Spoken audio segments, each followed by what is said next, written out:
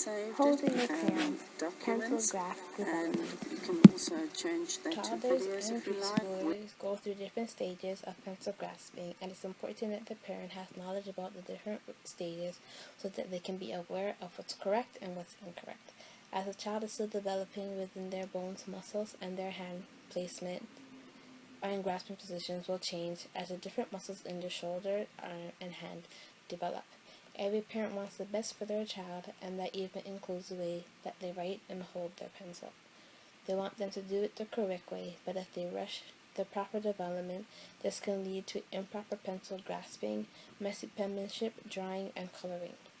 Encouraging a child to hold a pencil the proper way, which is with 3 fingers, using finger movements to draw and write, before the shoulders and arm muscles are ready to support it, it will commonly end up with some dysfunctions in the motor skill.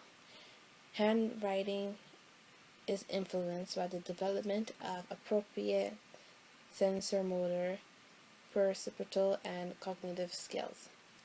Trying to get your child to achieve proper grasping skills before they are ready will only lead to improper grasping skills. When a toddler is holding a crayon for the first time, they'll be using the fist grasp, and movement will be coming from the shoulder.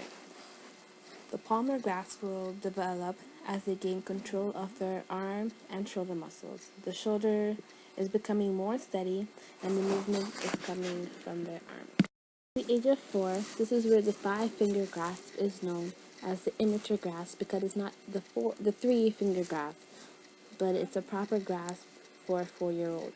When the child is coloring, their wrist isn't normally on the table, and they hold their crayon tightly. As the muscle in the hand develops, this will change.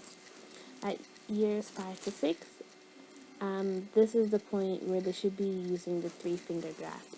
Even though they use this hold, they will use movements from the wrist to draw and color. As the finger muscles develop, they will be able to use finger movements to draw and make their letter. The different acts to help their child with the development of their pencil grasp. They can use different activities. They can bead strings, and so the fingers will be in this position as they put the beads onto the strings. They can grab objects with tongs and stuff like that. They can use Play-Doh, molding stuff.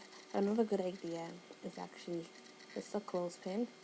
You have 2 dots on one side, showing them where to put the index and the middle finger.